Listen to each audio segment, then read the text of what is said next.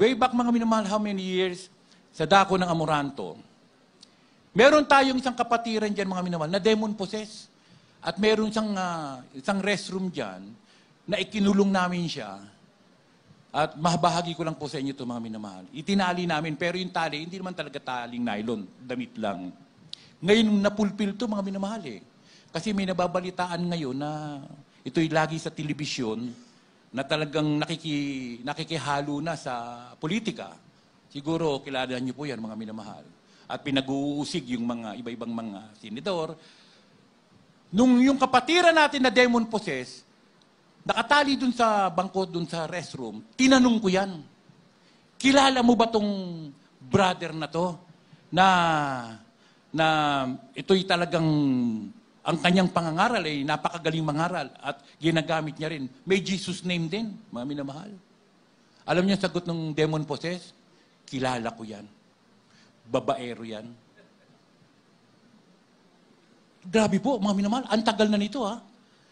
Kasi demon possessed, tinatanong ko, mga minamahal, Tapos, kilala mo ba si yung nasa luneta, nagtataas-taas lagi ng panyong ganyan? Kilala ko rin yan. Malaking boses, mga minamahal. Talagang parang, masamang espiritu talaga. Kilala ko rin yan. Niloloko ko lang sila.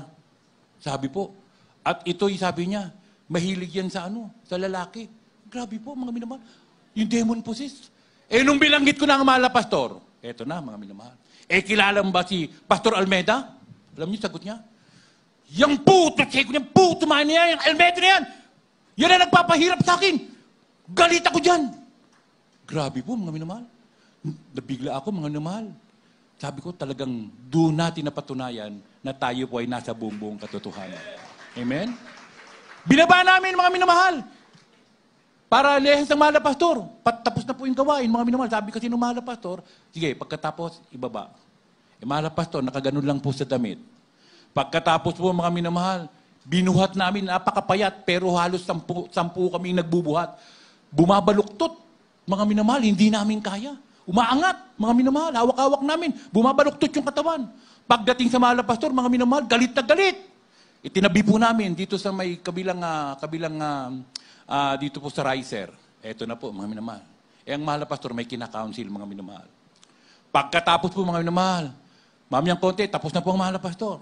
Pinuntahan na po ng mahal na pastor. Ako, galit na galit, naglulupatay. Galit na galit, mga minamahal. Pagkatapos po, mga minamahal. O sige, puri, puri, sabi ng mahal na pastor. Siguro 2 kanta, there's power in the name. Pag-lehan sa mahal na pastor, mga minamahal, kala mo tubig na bumagsak. Sa pangalan ni Jesus, lumayas ka, demonyo! Grabe po, mga minamahal. Bagsak! Pagkabagsak po, mga minamahal. Alam niyo po, ang ginawa, pinainom namin ng tubig sa pitchel. Yung baso, mga minamahal. Binainom namin yung baso, mga minamahal. Ang ininom, hindi yung tubig sa baso. Yung pitchel, kinuha, binuho sa ulo. Alam niyo, sabi niya, mga minamahal, nasa impyerno na raw siya. Nung nilehan siya ng mahal na pastor, inangat siya ng mahal na pastor doon, mga minamahal. Grabe, mga minamahal. Grabe yung kapangyarihan. Sino ang hindi maglilingkod sa Diyos, mga minamahal? Amen? Aalis ka pa? Mga minamahal, may pupuntahan pa ba tayo, mga minamahal? Sa pinangako ng mahal na Panginoon, sa nakita natin, sa paglilingkod natin sa ating pinakamahal na Panginoon, sa iglesyang ito, mga minamahal, nakita po natin kung gaano kabuti ang ating mahal na Panginoon.